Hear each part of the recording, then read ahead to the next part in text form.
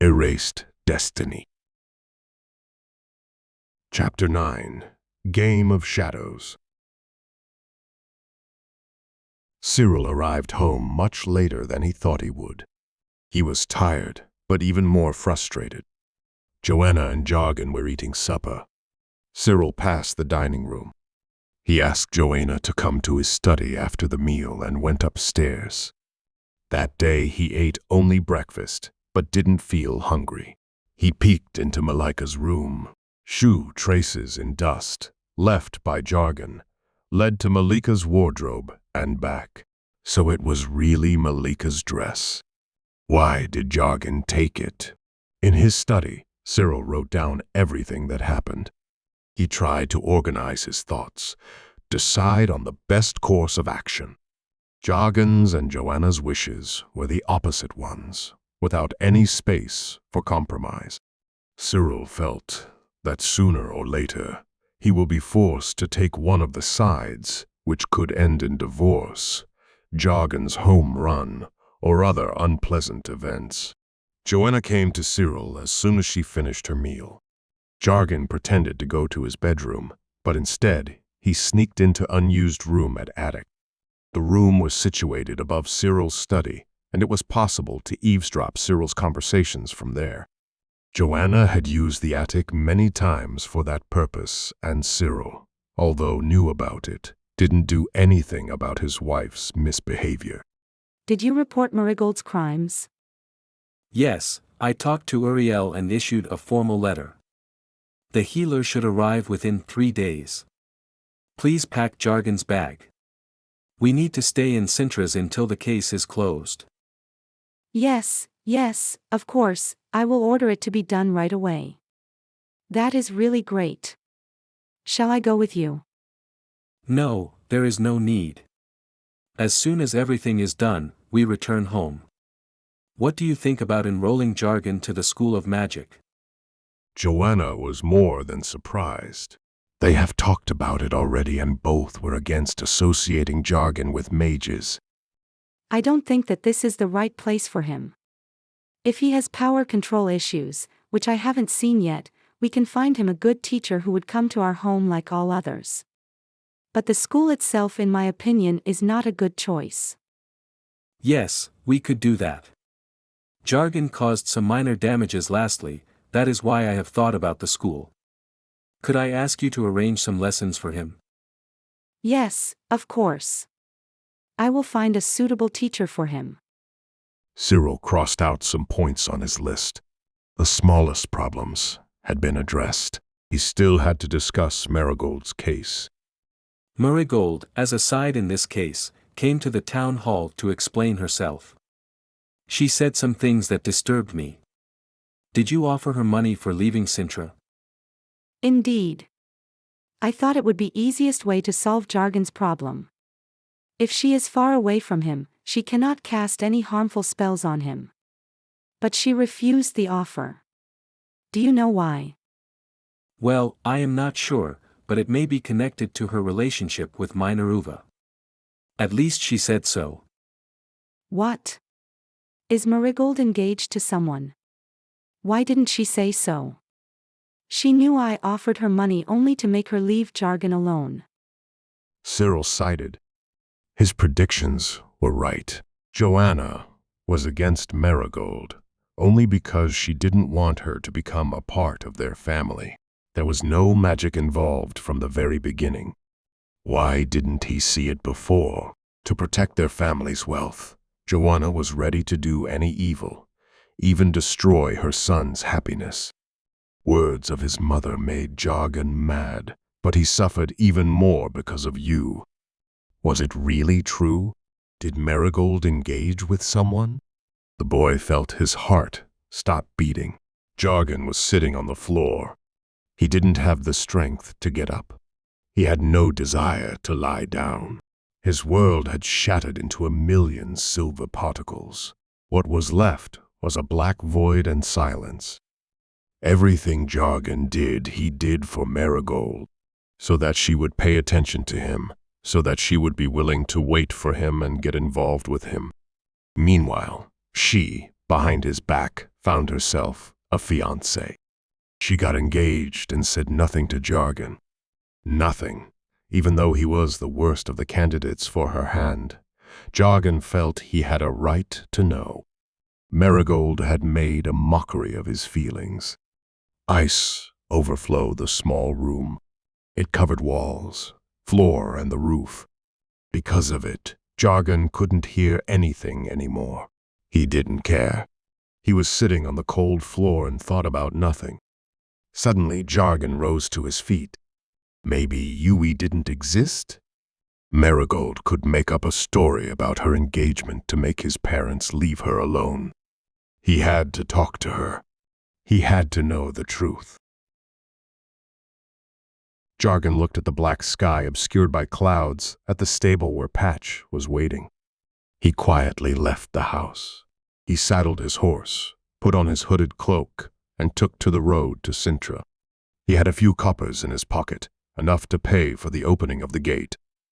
Cyril talked to Joanna for some more time, reminded her about Jargon's luggage, and wished her good night. He needed some time alone to sort out his thoughts and plan his actions. Drops of water hitting the wooden floor interrupted Cyril's contemplation. The man went upstairs and shouted, "Joanna, please come to the attic." Jargon is not in his room. I cannot find him. Oh. What did happen here? Do you still doubt that he requires power control lessons? I will look for him. Maybe he went for a walk. Joanna looked at ice-covered surfaces. She had no idea how to clean all this, how to protect Cyril's studio from flooding. The only thing she knew was that all their servants wouldn't sleep that night. When Jargon arrived at the place, he knocked on the gate. Although he beat on it with all his might, it remained closed. What's more, no one's head appeared in the Judas. Determined to get into the city, Jargon launched a magical assault. He hurled blocks of ice at the gate until he heard the raised voices of the guards on the other side. "Open the gate. I need to get inside. I will pay. I beg you, it's really important. Go away, kid, before you get hurt." Open that damn gate." The roar was followed by an ice storm. After a while, the gate was opened and armed guards came out onto the road. They knocked Jargon to the ground before he could speak up the reason why he had to get into the city. They escorted the battered man to the guardhouse at the courthouse and locked him up there, along with would-be kidnappers. Jargon spent the remaining time until dawn in a single cell with men who made a living by breaking the law. He didn't close an eye, angry with himself on the one hand, and Merigold the perpetrator of all the fuss on the other. He surrounded himself with an ice dome so that none of the slanderers would even think of harming him, and waited for the sun to rise. Cyril wandered around the empty, dark house. Finally, he went into the stable to discover that Patch is gone. Driven by a hunch, Cyril galloped toward Cyntra. The snowdrifts left in front of the city gate did not bode well, nor did the absence of a guard patrolling outside. He spotted Patch standing alone on the field, so first he caught Jargon's horse and placed both mounts in the stables. Cyril turned toward the river. He walked along the walls in search of a place where a hook could be hooked, but the expenditures made by Uriel made it much more difficult to get into the city unnoticed. The riverbed was fortified, and the guards guarding it would sooner stab Cyril than let him enter. Not a trace of the debris slope was left. Even the trees growing near the wall were mercilessly cut down. Losing hope of getting to Cyntra, Cyril saw broken boards lying on the grass. He looked up at the eaveless section of the wall, and just below it, a small window of the watchtower. He cast a rope, which fell over his head. Only on the fourth attempt did the hook catch on the wall, and it was possible to climb up. The body of the no longer young merchant was unaccustomed to exertion of this kind, but Cyril stubbornly headed toward the top. A conversation coming from the walls forced Cyril to stop climbing. He hung on to the rope as he waited for the guards to go away. His hands trembled with exhaustion, but fortunately, before they fainted, the man found his footing on a hole left by a once-blown stone. Thanks to this hole, he did not collapse in the wake of the eave boards. When will they undo the rooster? When everyone forgets about the bodies. Is it calm? Except for the attack of the ice adept Calm. Cyril was sure that this ice adept was none other than Jargon. He listened for distant footsteps. When the guards went to patrol another area, Cyril climbed the walls and went to the squat guardhouse. It was the second time he had visited Cyntra that day, and he hoped that nothing worse than a lost clash with Merigold would happen to him. An overly dutiful guard, for example, or the news that Jargon had managed to be sentences already and put in a dungeon. Cyril knocked on the heavy, thick door of the watchtower. A deafening rumble spread through the empty street, but made no impression on the people sitting inside. The amused voices that Cyril, who was standing outside, heard remained only the voices of unspecified people. No one was dashing to the door.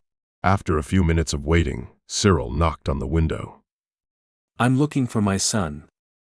Dark-haired 14-year-old. Adept of ice. Cyril put his hand inside with a sack filled with coins. The money disappeared in the guard's broad hand. Wait here.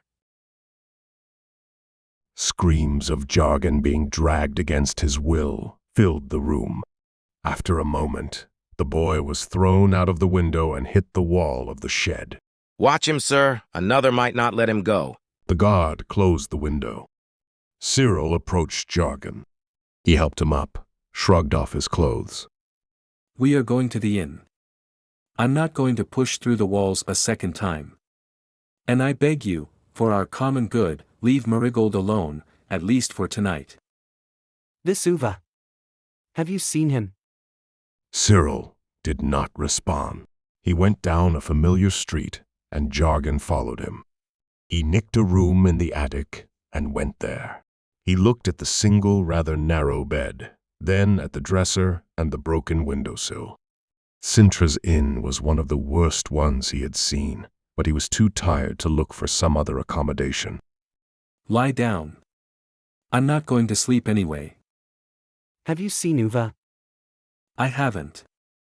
Merigold said she considers engaging to him, nothing more than that. Did you give her a green dress of Melika? Jargon moved his gaze to the wall. He had expected a reprimand for barging into Malika's room, for looting the deceased's property, and finally for doing something on his own without asking his parents' permission. Please talk to me. I am not angry. I am trying to solve it somehow, to help you.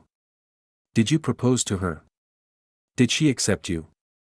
We can still save your relationship, but you need to tell me what happened. I am sorry for taking Melika's property. But I was out of options. You don't give me any money. I thought I could earn some by working for the town's architect. But when I went to him, he said that mother took my salary. I asked her about it and she said that because I am still a minor, everything I earn belongs to you and she won't spare me a single coin. So what could I do? I envy you, Dad, for being an orphan. That was the most cruel thing Cyril had heard in whole his life. He didn't know Joanna was so heartless and unfair. He would never take anything from his children. Whatever Gabriel won or earned belonged to him. Malika used parents' money as she wanted. Why did Joanna restricted Jargon so much? Cyril gave Jargon 20 silver coins, half of what he had left in his sack. I will talk to the architect.